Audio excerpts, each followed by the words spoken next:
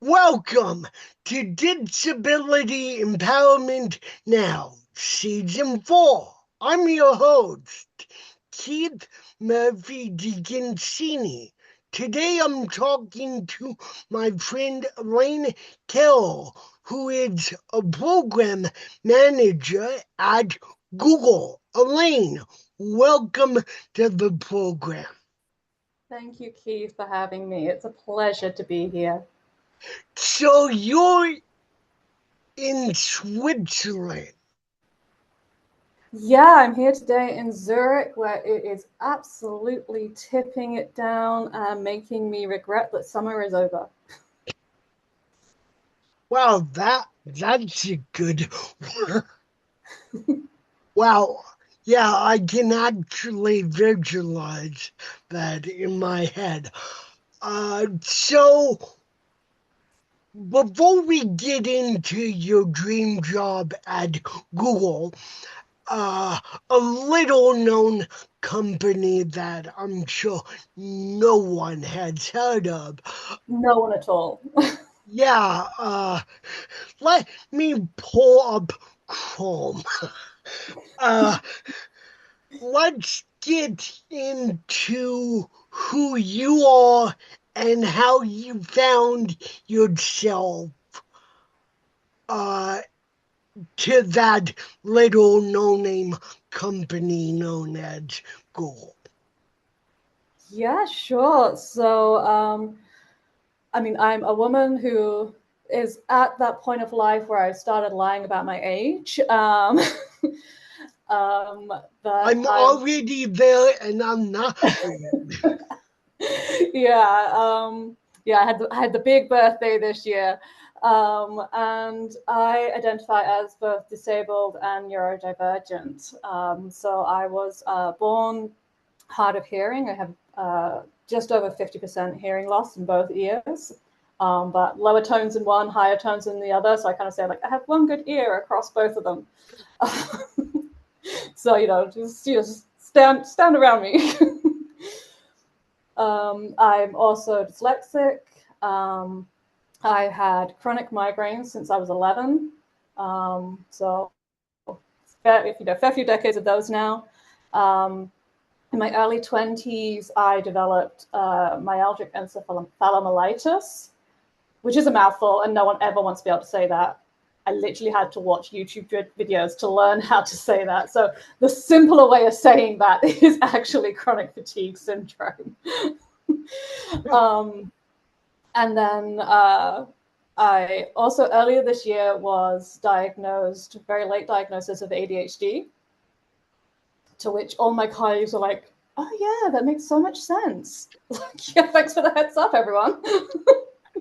Could have told me earlier. Wow, that little known company, those employees know you very well. Yeah. And then actually just this week, I was also diagnosed with hypersomnia, which is where basically your brain tells you, go to sleep all the time. So there's a lot, and there's a lot of overlap between ADHD and chronic fatigue and hypersomnia. So yeah, yeah. So good to know I'm not lazy and just want to sleep all the time. So I'm a nice like mixed bag. Is just like every like 5 years or so, I was like, oh, let's just collect another disability. So, you can never have too many of these things. So are disabilities like your Pokemon cards? They are, yeah. Just like how many can you collect? Some are worth more than others. But yeah, this is such a big part of my identity now that it really has also helped fuel my passion in life, which is working in the disability inclusion space, which is something I started dabbling in at university, and now at Google, as well as being a program manager, which is my core role. I also have the absolute honor and privilege of being the Europe, Middle East, and Africa regional lead of our internal ERG, the Disability Alliance. And this is like a volunteer role. But it's really something that drives me to help support other people with disabilities, neurodivergence, and mental health conditions. Because it's not just me; members of my family also have neurodivergence, physical disabilities, and mental health conditions as well. So spreading out. Pretty much everyone I know, my network, is this as well, and it's what drives me. It's my passion. Also, outside of Google, I'm a Purple Space ambassador for purplespace.org, which is a wonderful DEI development hub for DEI professionals and ERG leaders as well. So this part of my identity has just become so important to me that I want to do just more and more work in this space. Wow, so much to unpack there. What road or roads took you to that little known company called Google? Actually, ending up in Google was kind of an accident. It's never anything I intended to do. My educational background is actually in criminal justice and criminology, which has nothing to do with Google. Nothing at all. Yeah. So, anyone who thinks, I want to work for Google, but I do not have a background in computer science, there is hope. Don't worry. They look for smart people. I'm looking up job applications right now. You've given me that hope. Yeah, I wanted to study serial killers, not that was my dream when I was growing up. It wasn't working at Google, although I have to say my life has worked out really, really wonderful, and I love where I work. But yeah, so it really was a bit of an accident. My ex-husband, who was doing computer science and was into computers, had a job at Google, and he had the opportunity to move to Switzerland, so we took it. And then I was like, well, they're an English-speaking company. So before we moved, he kind of submitted my resume for a job that I had a matching skill set for. And a week after I, landed in Switzerland, I had a job there. So it was just fate. Yeah, I mean, damn. Yeah, that was 10 years ago, and whilst I'm no longer with my husband, he's a wonderful man, but we just kind of grew apart in the romantic sense. I am still with Google and still working on a fantastic product. The important relationship. Yeah, the work relationship is still there. Yet, the only relationship Alphabet cares about. So take me into what it is like working in such a big, I don't know if conglomerate is the right word. I mean, there's that saying one word Google, and it's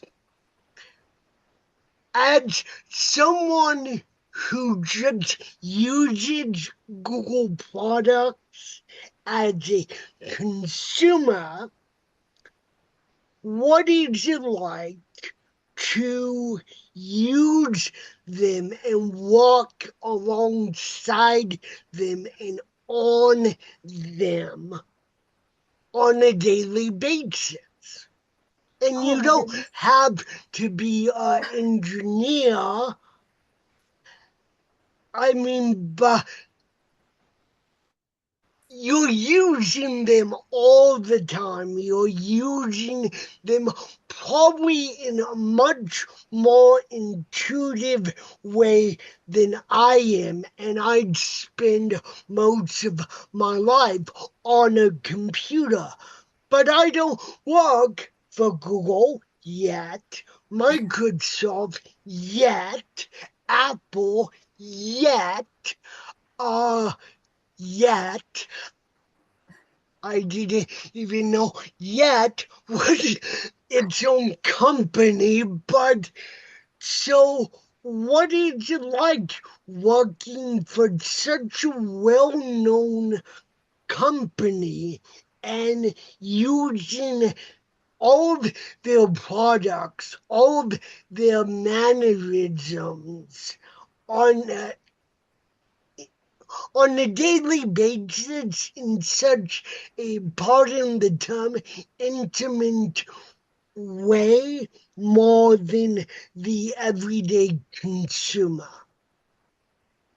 I mean, I think you go through multiple emotions, and I think sometimes you kind of have to almost stop thinking about how big Google is and just think, I work on this thing here and I'm just going to ignore everything else.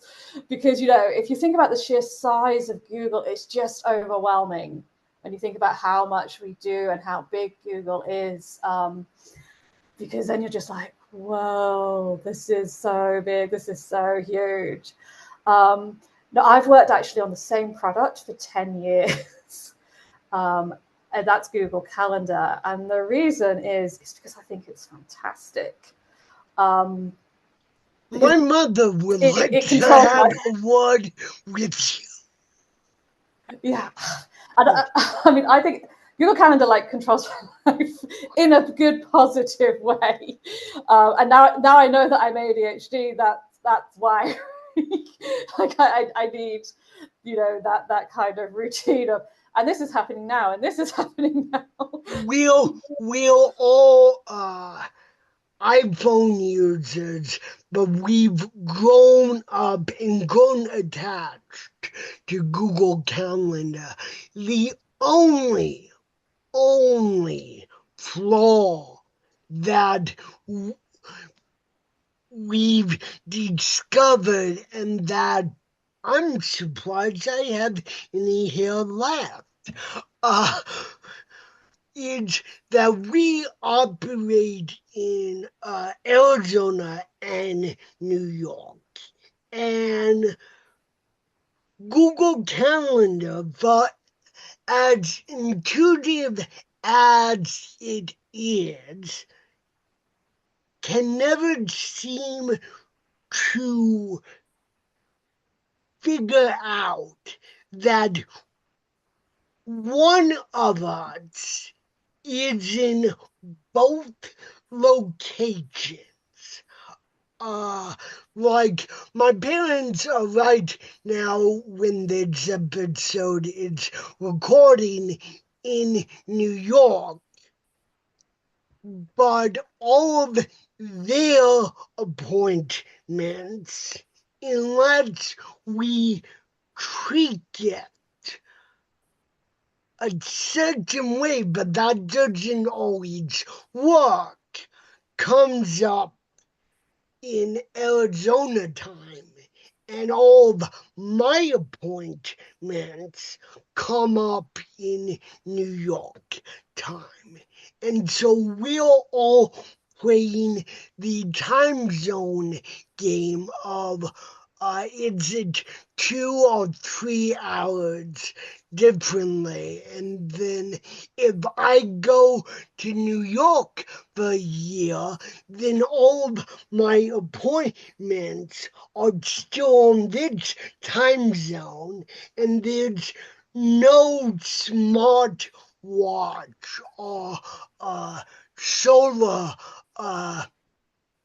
power time difference. Well, that was a long explanation of the only flaw we've encountered in Google Calendar. You have to give me your engineers, I mean Google's You can discuss engineers, that afterwards and check on your settings. that pronto. But no, so you've worked Wow, that was a very long explanation. I hope no one at Google listens to and are like, what is he saying? But It's a fantastic product. It really is. And to be honest, I think even more than the product being utterly fantastic is the people are wonderful. Like they can be very intimidating because I work with so many smart people. Like, they're so smart. So working at Google, can sometimes be intimidating. Being surrounded by that much intelligence, you're like, this is a lot of brains in this room. yeah, so did But they're also wonderful as well, and a lot of diverse perspectives. You've got people from all over the world, so that's really, really interesting to be able to meet all of those people from all corners of the world. So that's really, really nice as well. so did you get assigned Google Calendar and it's that just the relationship that stuck, or did you pick it out as I want to focus on this product and only this product? That was the job role I applied for Ah, originally. yeah. I mean, I have worked on other products over the years, Gmail, Google Meet, um, I've even never heard of any of those. Let yeah, me pull up one of the 5 Gmail accounts. yeah. So several areas in Google Workspace. So it's been a real pleasure to work with some amazing people in these areas as well. And as a program manager, I wasn't always a program manager for the full 10 years. Previously, I was an executive business partner supporting some of our directors with their job roles, which was also a really interesting job role to have. So that was a great deal of fun. I did that for about 6 years before transitioning into my current job role and then getting to work on actual product launches, which is great. So you seem like you have your dream job and your colleagues are fascinating. But as you were telling me at the beginning, there's another calling outside of Google that you're just equally, if not more, passionate about. Talk about that. Yeah, and that's the accessibility and disability inclusion role. And one of the wonderful things Google supports with is the ERG work and helping people develop in that. So I have a leadership role in that, which is fantastic. And part of that is also some external collaborations. So Disability In, for example, Purple Space, and I've been given the privilege to work with some of those external partners. So both this year and last year, I was a speaker for the Disability In conferences at the global levels in the US, and also more recently this month actually at the EMEA Disability In conference, which Google hosted in Google Island, which was a great success and a wonderful collaboration. Hold on. Did you just say in Google Island? Yes, we have one of Doesn't our biggest surprise offices. me at all that Google has their own island. Is that really an island or is it just a name? Oh, sorry. Google Ireland is in the Oh, country. oh, Sorry, my oh, accent. oh, I mean, it wow, is an island, okay. but we don't own Yeah. it. So in Dublin.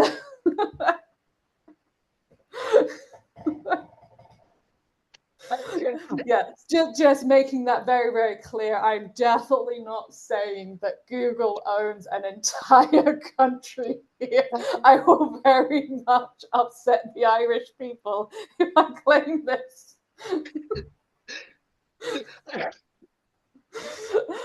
Oh dear. This is just my accent. I do apologize. It will be the battle because I'm about to die of laughter.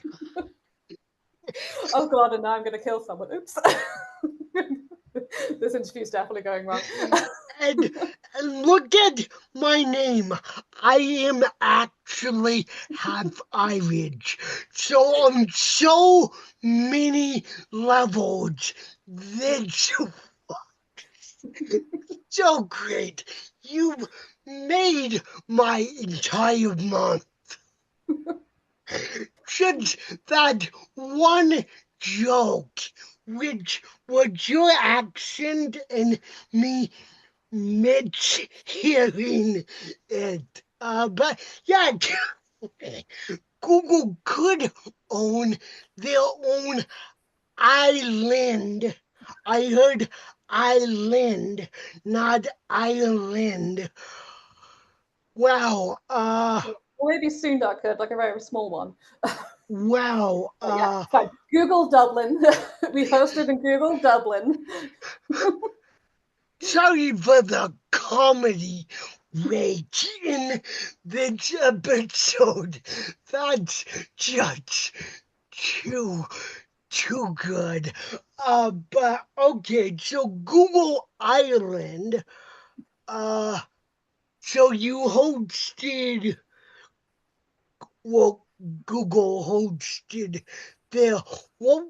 Oh yeah, the The Disability conference. organization, who are a wonderful organization. Started in the US and spreading throughout the world. They're fantastic organization. If there's other organizations there who want to know how to improve their disability inclusion metrics for their company, like this is the organization to support businesses in how to do this. So definitely recommend you get in touch with them. Yeah. So. Wow, that was a breath of fresh air. I needed that, so thank you.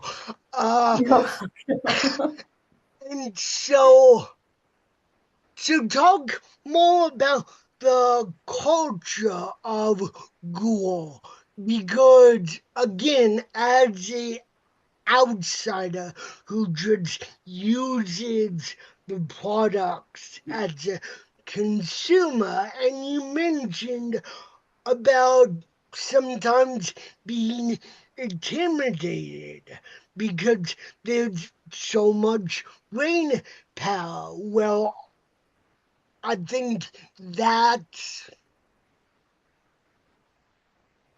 a normal reaction, like eggheads, super geniuses, all that. And I'm sure there are delightful people at Google, but take us into that culture and how important diversity and no inclusion is to the Google workspace and work culture. Yeah, so we've always had a strong culture in Google. I know everyone thinks, oh, like Google is fun and games. We play pool. And people have seen the movie and everything that makes it look like we don't do any work and we just play. I'm definitely going Wait, to say you're talking about the the internship. intern, yeah, the Yeah, intern. uh, I definitely say it's not Volume like that. We definitely work in, very, very hard. yeah, But Vin there is Vons and Owen Wilson. Yeah, Yeah. I think everyone does work very, very hard. It's impressive actually how hard people work. I think, if anything, we have a company of massive overachievers. That's the type of people that we get in the company. They all Well, want to be it's the best. Google. I mean, you see that name, Google, and you think, well, I better bring my triple A Exactly. Yeah, quads, you got to bring quads, your A game quads, or more. plots game, and not just for a weekend or for a week. It's every single day, even if you don't get any company memos really giving Yeah. that impression of. But we're competitive. I'm very competitive, and I compete against myself. I'm not competing against my colleagues because we're not in the same job role, but I'm always competing against myself to try and do better. But at the same time, the company is still very, very focused on this culture of belonging, and they do put an effort in this idea of bringing your whole self to work. And no, I definitely won't say we're always getting it right. I don't think any company can say that, and I think if they are saying it, they're probably missing something because this is still a learning journey for everyone. This idea, especially as the concept of identities is still developing for a lot of underrepresented groups, and different countries are at different stages of that development. But Google as a whole, does have a strong focus on this culture of belonging and puts a lot of effort and work into this. So we have 16 employee resource groups. I mentioned mine, the Disability Alliance. There's other ones such as the Black Googler Network, the Asian Googler Network, the Women at Google, the Vet Network. There's a whole host of them to try and support all the different identities at Google, and the ERGs, which I is in it's abbreviation. We do love our abbreviations at Google. The ERGs also No work kidding. together. Yeah, we really do. The ERGs all work together as well to cover the intersections between our identities, because obviously I'm not just disabled, I'm a disabled woman, so we have multiple ERGs. There's a lot of intersections often between, say, like autism and the trans community, for example. So we always try and work together to really strengthen those bonds and to really help people bring their whole self to work. The company also puts a lot of focus on well-being and mental health, because like I say, we're all overachievers, we're all we want to be the best.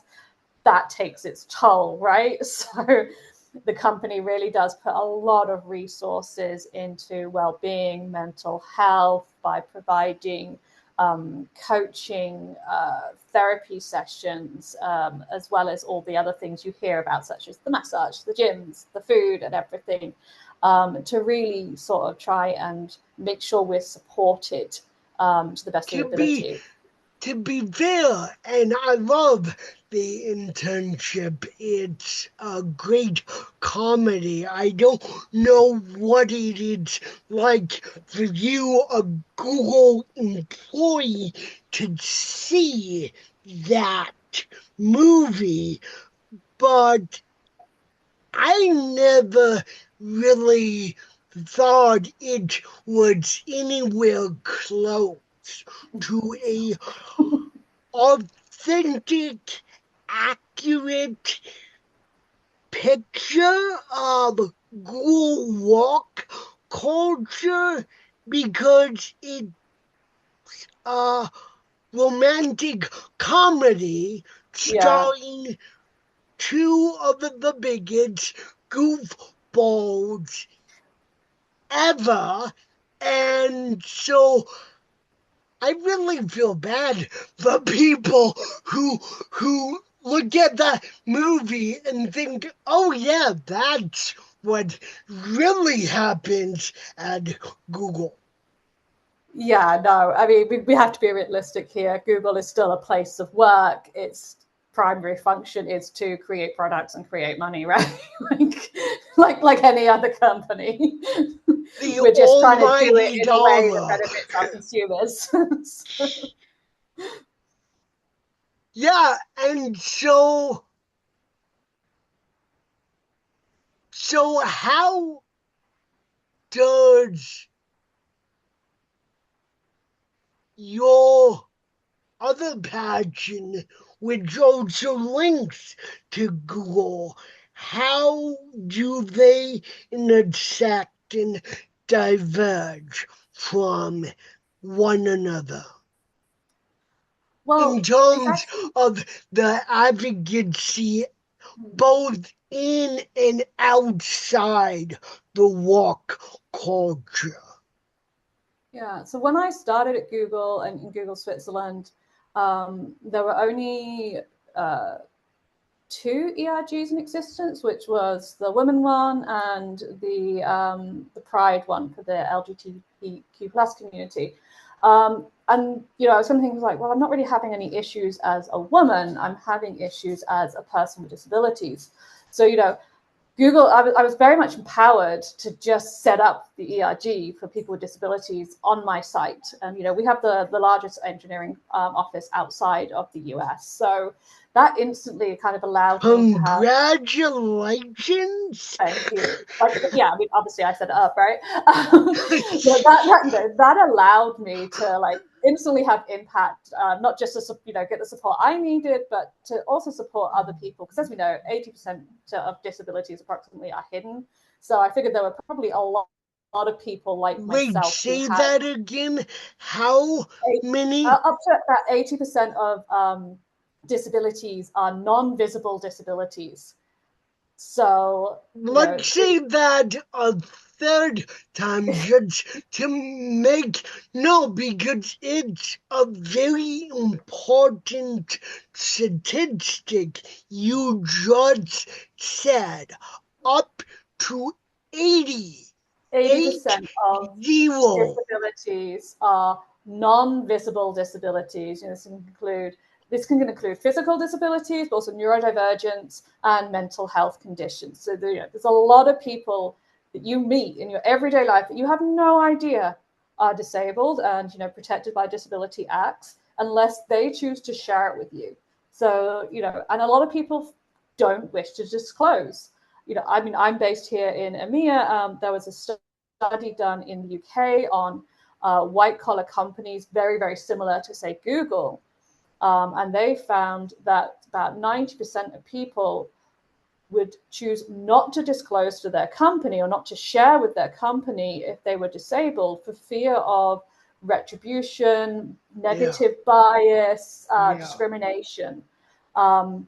So, if you imagine that 80% are non-visible disabilities and about 96% of those individuals choose not to share because they're worried about other people's perceptions and discrimination, then there's a lot of people out there potentially suffering might seem like a really harsh word, but struggling maybe because they maybe don't have a community that they feel connected to, or they're not getting the support they need. There's no peers that they know that they can go to discuss things.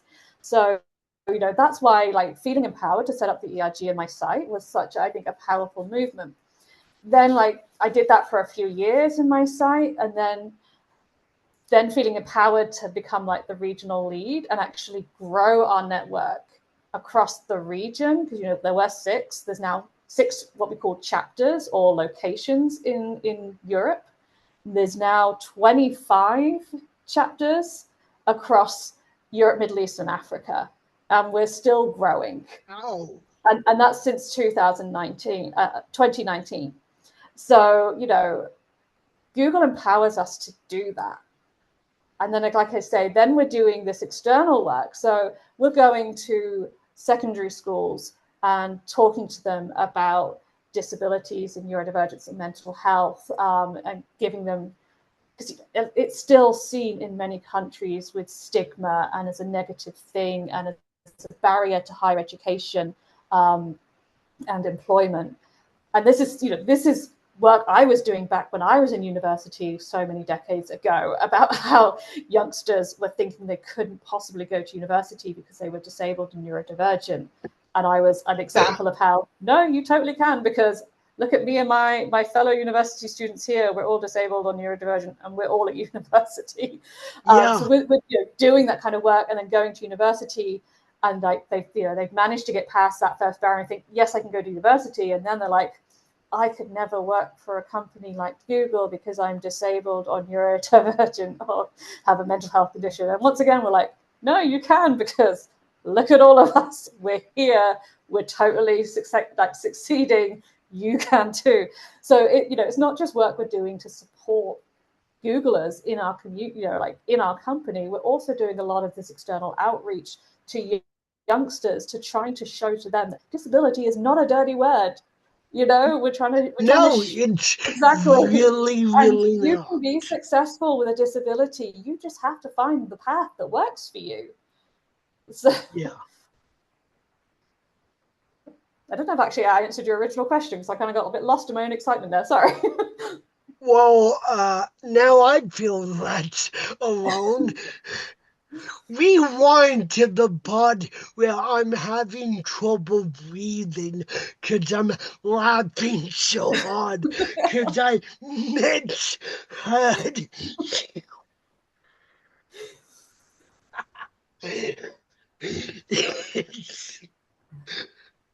I opened this episode by criticizing the product you walk on.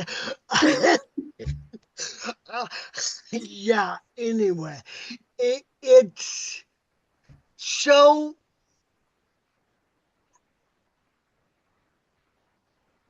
basic question. You've been in Switzerland for 10 years now. Where did you immigrate from?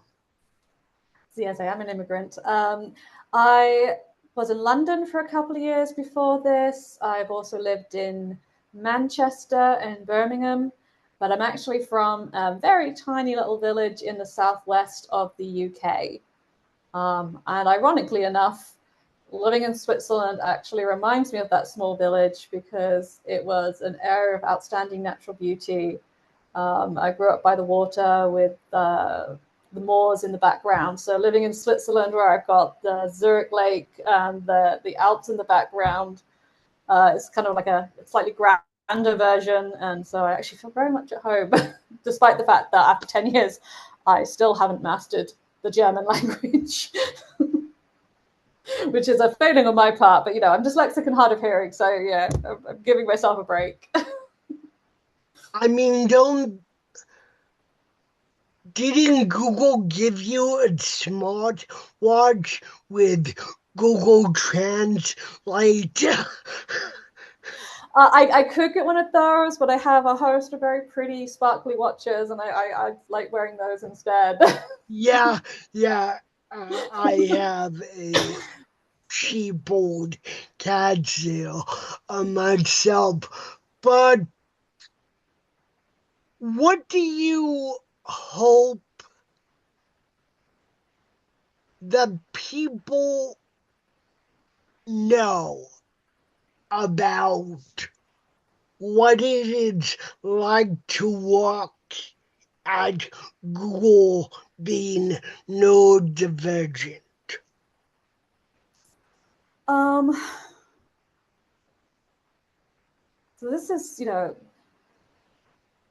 something I'm almost still slightly learning about myself, because the dyslexia almost, in a way, isn't so much of an issue for me, because I learned, I guess because of my hearing very young, ways around this. And I should say, we all use computers now. Spell checker is such a thing for me that I Yep. don't think about it. Like, yeah, spell checker will catch that. And I'm actually a slightly non-typical dyslexic, in that I love to read so much, because with my hearing, everything had to be in writing for me, because I couldn't hear anything. So, I really actually developed my hearing to a very high level, which was hard, very, very hard, and took me a lot of effort when I was young. But now, it's still like, please send me everything in writing, because I'm not going to like take it in if you talk to me. I'm just going to sit there and nod, and it's just going to fly over my head. You'll think I've taken it and I really won't. But yeah, no, I think, what we're still like really trying to educate people on is that our brains are different. Yeah. Bad, but different. And we think in different ways. Like I could create a tracker spreadsheet that my brain instantly understands, and everyone else's brain looks at and goes, what the hell? But they might be like too afraid to tell me, because they're like, oh, we don't want to like be offensive. It's not offensive to say, I'm really sorry, but I don't understand that. Can we work together to find a middle ground? And that's totally fine, because I'm very much aware my brain works differently. So yeah, like, let's work together. Ask questions. Be curious. Just don't like put the burden on me to try and fix everything, because I can't help how my brain works. Like, there is no fix for my brain, because like I say, it's not broken, it's just different. So when people are like, you need to fix this, when it's like, I need regular breaks, or I need to fidget with something, or like something like this, some ADHD trait that I can't fix. It's like, no, I can't fix this. This is my brain now. Like, it's always, it's always been my brain, but now I understand why. So it's like, no, I can't fix this, and I'm no longer prepared to almost kill myself trying, which was what I was trying to do in the past, and like beating myself up when I was failing. Now I accept that this is my brain, and I'm comfortable with that. So telling me that I need to fix it and that it's wrong and that your way is the right way is no longer acceptable. So it's like, now let's discuss how we can meet in the middle and find a way that works for both of us. Like, that is what I want people to understand. There's nothing wrong with me. I'm not broken. All brains are wonderful. All brains are different. My brain's just different in, this way. Yeah. Let's incorporate that perspective and find a way that works for everyone. So do you miss catching criminals? I never got that far. I was a civilian for the police, for the West Midlands Police in Birmingham, for a couple of years. The idea was to become a police officer, but as a civilian, I realized that wasn't going to work for me. The reason being, aside from the physical disabilities, you can't tell, because you can only see my face on camera. I'm a small 5'2" woman. Not very big. When I was working in a live police station as a civilian, like, doing administrative work, I did not see a single criminal that the officers brought in that was not much bigger than me. Wow. And I was like, yeah, no one's going to be afraid of little old me. If I try and arrest them, they're just going to be like, yeah, right, lady, no thanks. So, great respect for the law enforcement of my country. They were great people, but they also work, shift works, and they, a lot of them had broken relationships because of it. Things they see that they couldn't speak to their partners about. So I just decided it wasn't the life for me. And I wanted to go more into the academic side of things, which is why I did a master's in criminology and criminal psychology. And I was thinking continuing that with my PhD before my health took a turn for the worse with one of my chronic illnesses. And by the time I recovered from that a couple of years later and kind of got my equilibrium back, I kind of been out of that field for some time. And it's just one of those areas that once you've lost track of the research, it's quite hard to get back into it. I was planning my wedding at the time as well, and life had happened, and then the opportunity kind of came up to Life move to always Switzerland. happens. Exactly, yeah, Yeah. and then moved to Switzerland, joined Google instead. Became a Googler instead of a criminologist. So, so you mentioned the famous Googler phrase, which I think everyone knows now. What did that phrase mean to you personally? And what does that phrase mean to Google itself? I mean, for me, it's Are almost they like like, eh, eh, eh? I mean, I don't think I can speculate what it means to Google. I think it just means staff member. Okay, But okay. but for me, it's almost a bit like an identity. You're like, Please yes. tell If me you stand more. up at an AA Please meeting, it's tell me like, more. my name's Elaine and I'm a Googler.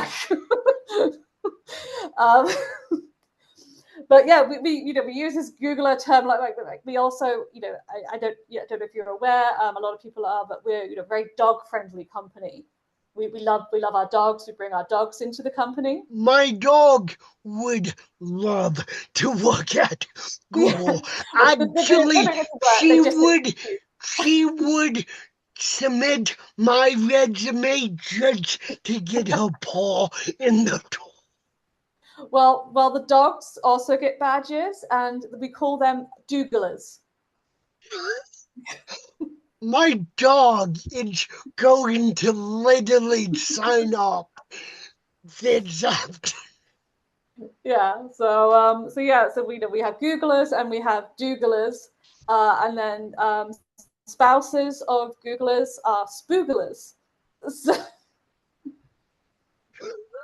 So, so it becomes like becomes like an identity, like part of the Yeah, family. yeah. I mean, the comedy of the internship was involved in some cases. Uh, but no, I mean I mean all work and no play, but all play and no work. It seems like there's a balance, and that's very important to a big juggernaut company such as Google. Uh, and so, in case there are any aspiring advocates listening who want to pursue a career in Google, uh, what would be some advice you would give them? Um,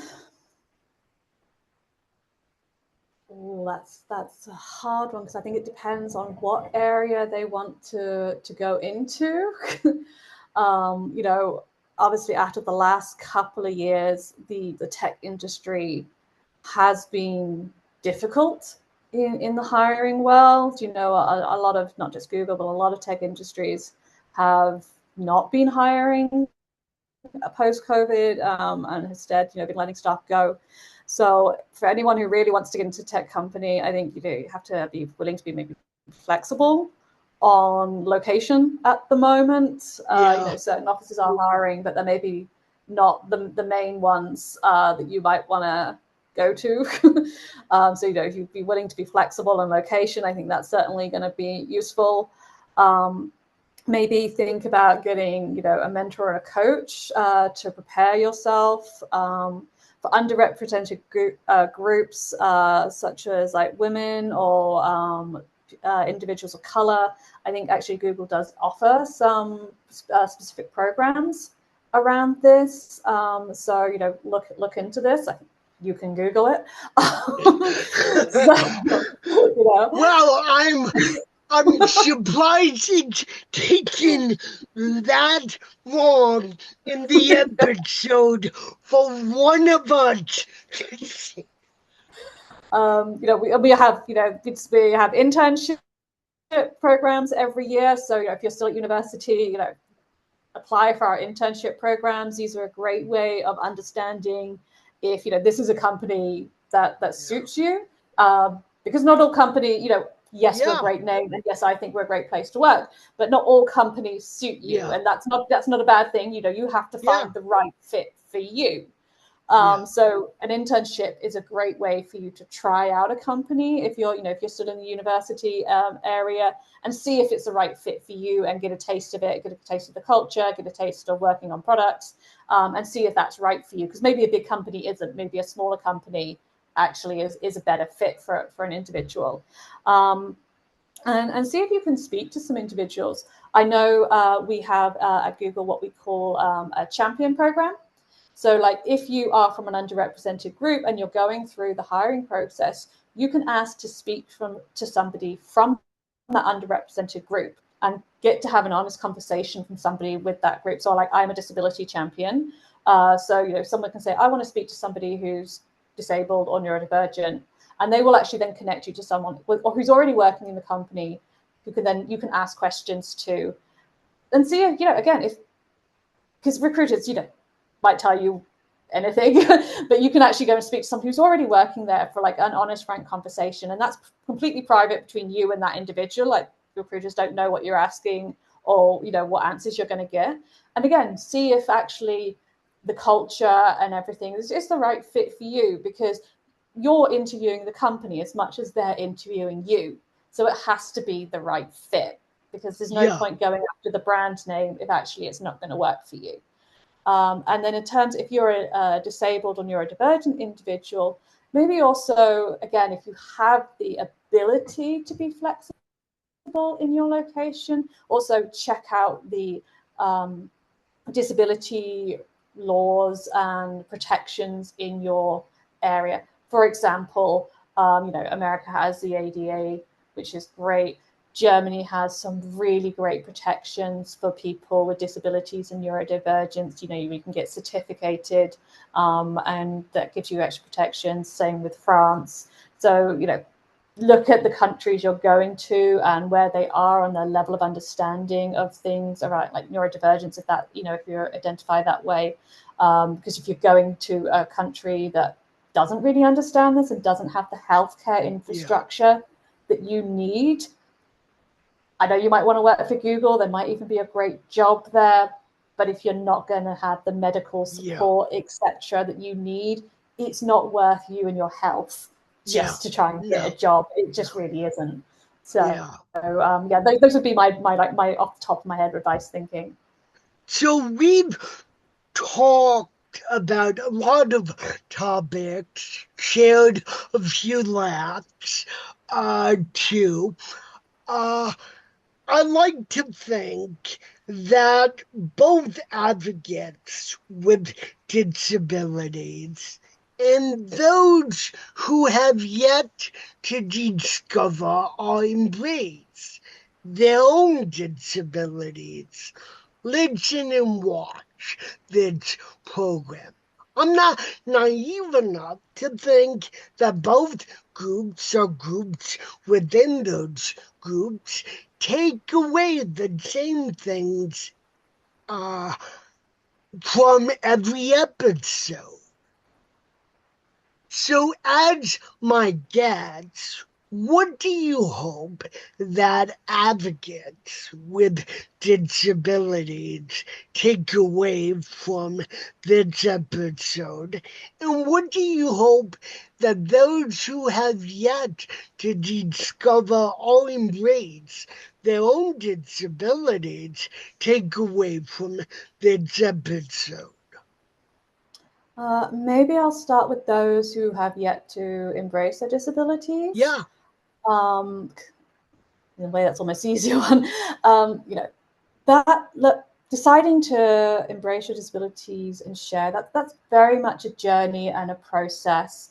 To be honest, I didn't even consider myself disabled until I got my chronic illnesses. My dyslexia and my hearing impairment.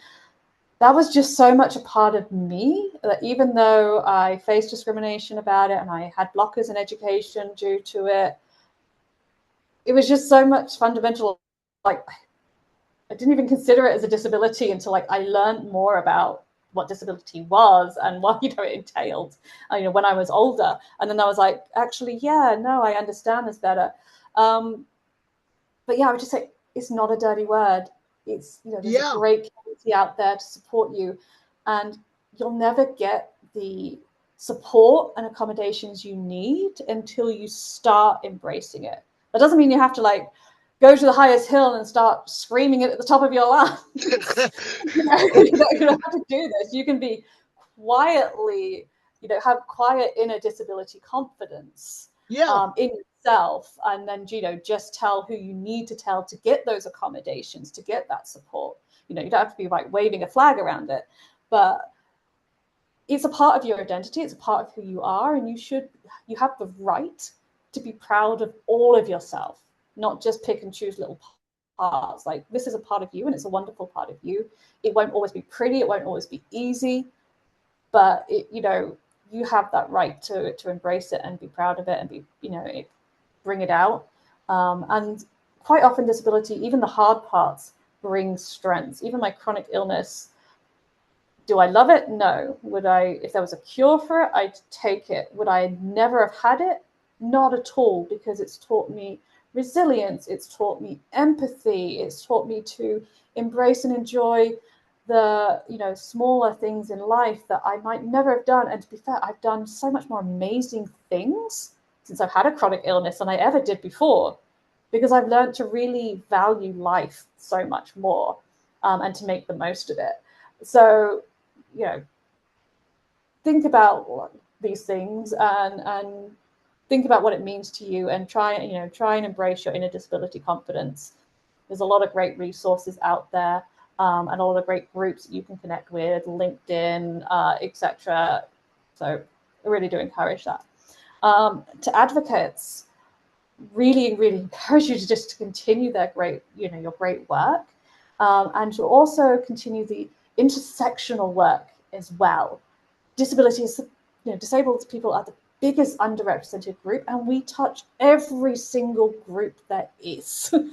Like, there's no one who is going to be free from the potential of being disabled. Old age alone gives us potential of being disabled, right? So think about the intersections, think about working with other groups to embrace those.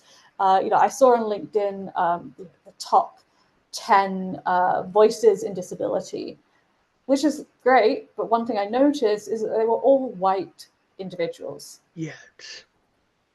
And it was like, some of these people are fantastic. I follow some of them myself, but we Yeah. should also be trying to embrace and amplify other voices and other perspectives, and diverse perspectives. So Yeah. really try and partner with people with other perspectives, people of color, people of other sexualities, etc., other regions, other cultures, and really try and amplify those voices as well, because they bring so much. It shouldn't just be the white perspective. We have that privilege, and it's great to be. One of the reasons why I do this is because I'm aware of my privilege, and I'm trying to use my voice so that people who are unable to use their voice, the burden gets taken off them a little bit, so that I not that I'm trying to speak for them, but I'm just trying to use my privilege a little bit. But I'm always looking for opportunities to work with other people of other perspectives, try and amplify their voice as well, and that's really something we have the opportunity to do. Elaine, I hope you come back. Could this interview, uh, did I just call you Elaine? I meant Elaine. People call me everything, don't worry, I Uh, always answer. yeah, yeah. Wow. Hey, you got through Well, nearly a whole hour, don't worry. yeah, yeah. Whatever you name it. No, I really have enjoyed this episode. I really hope we get to do it again. Uh, you always have a platform, even if you're not telling me trade secrets about Google. If Google is listening, she's not. I've tried my best, and she's unbreakable. That's one, and so that's a good boy. But in all seriousness, please come back. You were such a delight to talk to joke around with. I've laughed. I don't think that's much in an interview before. It's very refreshing. And Happy to come back anytime. my dog really is salivating for me to sign up for Google because she wants to be a A part doodler. of that community more than I do, which is surprising because she doesn't have a Gmail account yet. Yes, Yet exactly. she would, This room. yeah. But Google, if you're listening, and I hope you all, Google Calendar is fascinating. It's a beautiful, wonderful product. My only wish, and I'd say this on behalf of the Irish people, keep your hands off our island. Have a wonderful week, my friend, and I hope we talk again very, very soon. You're always welcome here, and I hope we do get to meet face to face one of these days. Thank you so much for coming on. Thank you so much, Keith. It's been so wonderful. Take care. Bye.